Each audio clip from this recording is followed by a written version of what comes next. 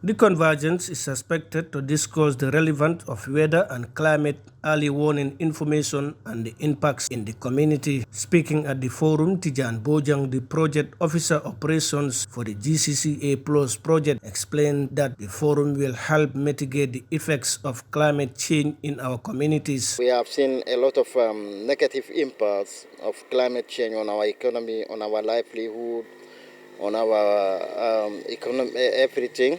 So, and for that matter, this workshop is very important to look into those problems. What are the causes? How can we adapt to or mitigate to some of those issues? In his welcoming remarks, the governor of Lower River Region, Sidi Lamin Bah, stressed the need for concerted efforts to strengthen the fight against the effects of climate change in the country. He enjoined participants to be proactive towards the climate effects in our communities. Collectively here, I guess this training will address these negative impacts, and we will look at it holistically and find interventions or solutions to this. As a government, it is the interest of this government to take care of our environment. But that can be done by us taking responsibility of our actions. I think it's important. So I hope with the coming of this training will address some of these issues, and collectively we will see that at the end of the day, climate change is given a boost.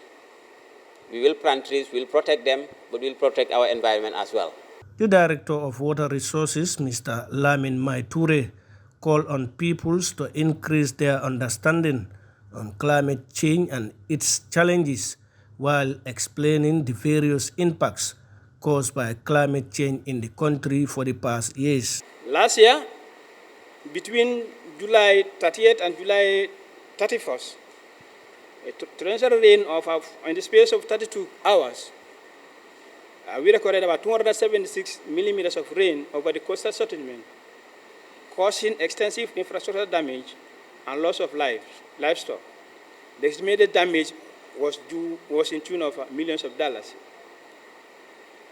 On 14 April 2023, an extreme temperature reaching 45 degrees centigrade was recorded in the eastern part of the country, resulted to loss of poultry birds and with well evidence reported from farms in Willy. Again, during the early hours of 15th June 2023, continuous heavy rain within the period of 8 hours recorded 84.5 millimeters in the eastern part of the country, which generated flash flooding and consequently destroying large number of infrastructures in Willy. Hundreds of houses have collapsed and thousands of people were displaced.